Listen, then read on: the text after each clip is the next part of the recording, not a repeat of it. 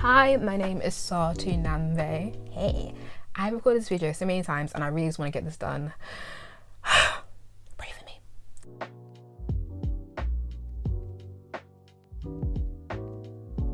Hi everyone, I hope you're all doing amazing and great. Yes, welcome. So this is a series that I call on my channel What I've Learned in My 20s. I'm approaching 30 in less than 20 days. And I just wanted to take the time to reflect on different aspects of my life and just take the time just to be like, what happened in my 20s? Damn. So in today's video, we're going to be focusing on the topic of what I've learned in my 20s about romantic relationships. I have no clue, but let's run with it here. So let's get into the video. So I've tried to think of so many ways to approach this topic and to articulate myself in a way that I feel comfortable with and makes sense to the audience or whoever's going to watch this, if anyone watches this. But yeah. And I have recorded this, like I was saying before, twice, and for some reason it just didn't sit well with me. And I don't know if it's because I'm uncomfortable with the topic and everything, or I don't really know what it is. I'm just gonna try and free talk and see where we land and integrate the things that I've noted down as like a pre-script for this video.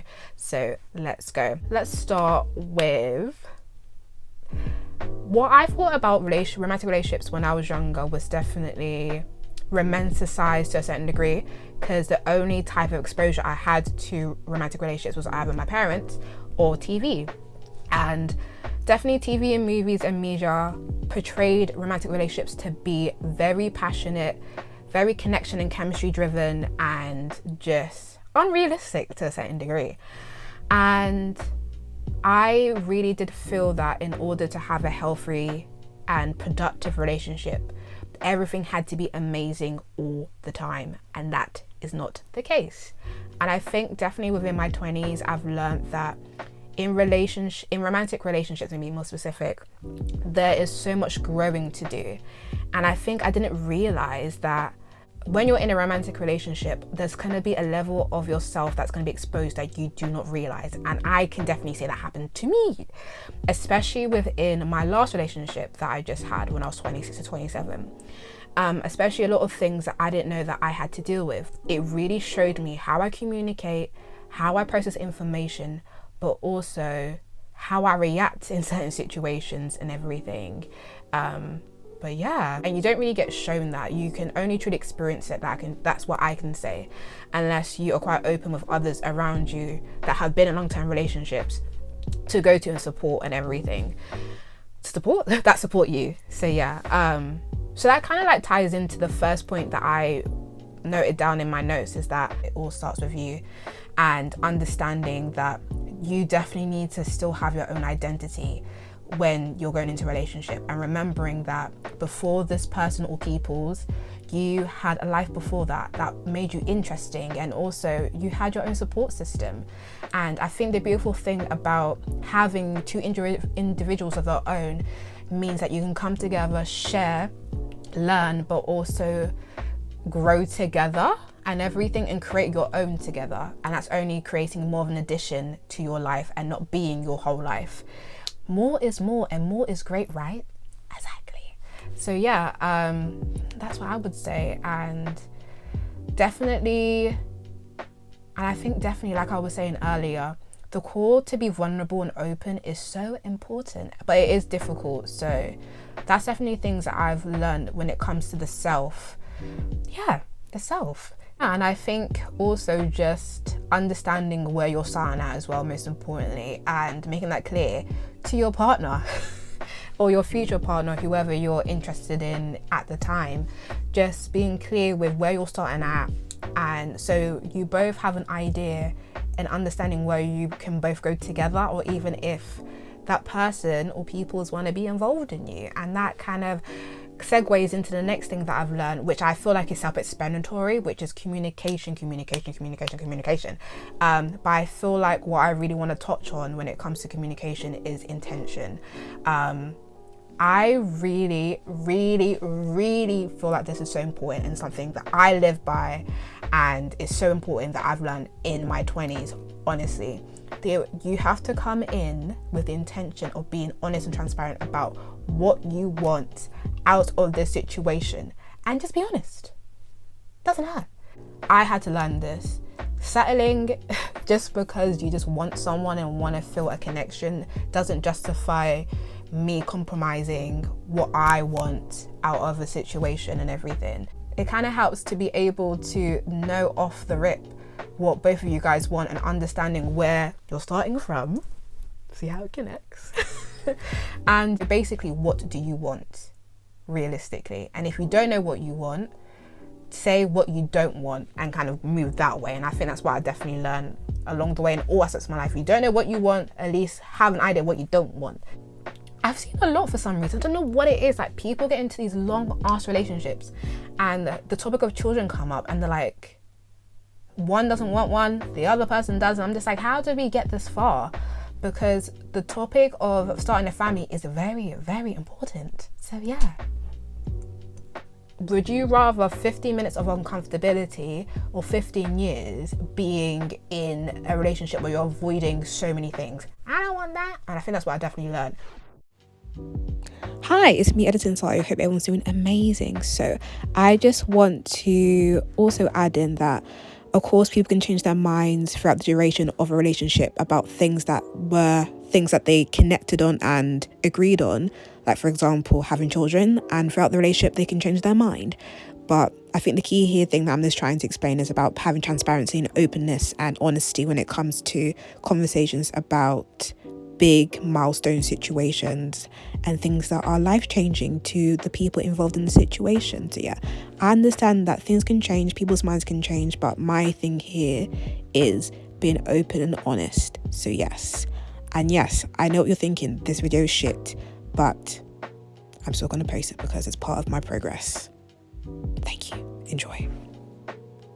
Just be honest off the rip, and also compromise. I didn't realize that there's going to be so much compromising when it comes to relationships and sacrifice, especially if you're in a long-term situation. I didn't know that. So that's definitely something that I had to process and digest. And I definitely asked a lot of my friends that have been in long-term relationships, how do you navigate that? Like, how are you able to balance yourself with your partner and also your life outside of your relationship, and making them feel seen and also appreciated and everything? And yeah, that was a thing. And that kind of segues into my other point, which I made, which was the relationship and the person or peoples that you're in the situation with and everything.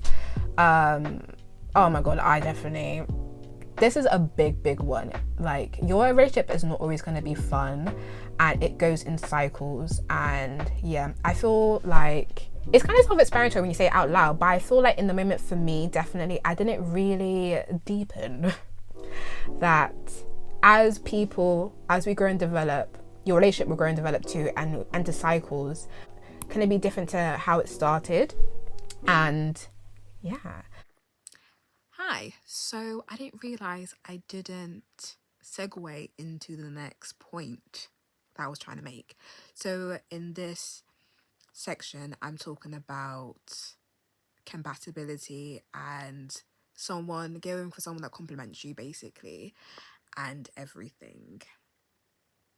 I don't know what's going on with this video, but here we are. So that's what I did. It's about finding someone that you're compatible with. I know, sounds self-explanatory, but you'll be very surprised. And I was one of those people. Hear me out.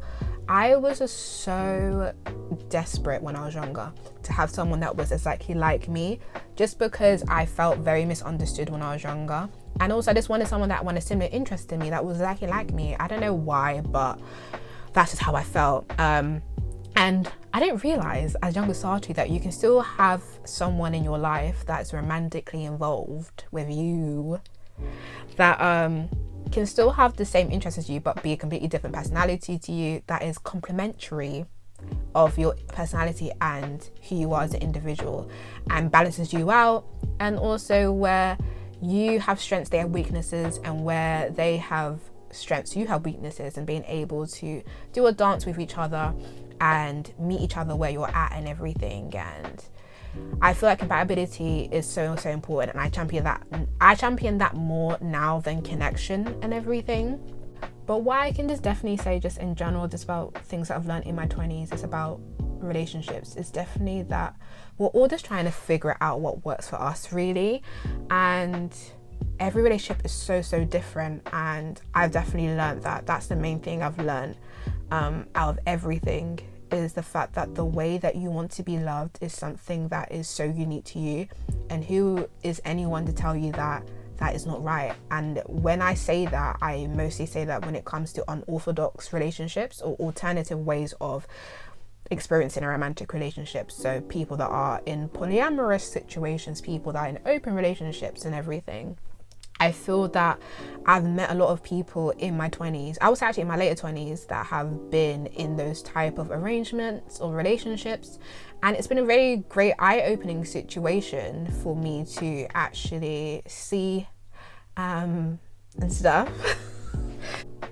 I say all of this to say that if you ever have the opportunity to experience love, I haven't personally, I've never been in love, and that's fine. I don't really care. I know I'll fall in love one day. But if you've ever had the opportunity to be involved in a romantic relationship, or felt very passionate, or felt a deep appreciation and love for an individual, it's probably one of the most amazing things that you can experience to a certain degree. So that is the end of the video. I'm not gonna lie, this video has been so painful to record. I'm still gonna edit it and post it and just hope for the best. But yeah, basically, I do want to have more conversations centered around these topics. This is just hitting the surface of just things that I've learned, and not the nuances and inner workings of how these conversations can be truly explored through different perspectives. So grant me some mercy with this video, because it's not my proudest moment, but I just need to stand in what I create and understand that I'm gonna get better as time goes on and feel more comfortable and not be so tongue-tied a lot of the time. So yeah, hope you have a lovely moment. You're doing your best, you're doing your thing, and just know that you're human and it's okay, maybe. So, thanks for watching my video. God knows why you did, but thank you, I appreciate it. Repeat after me. In a relationship, I will only accept clear messages, respectful behavior, honesty, empathy, directness, integrity, warmth, transparency, sharing emotional labor, shared responsibility for initiating intimacy.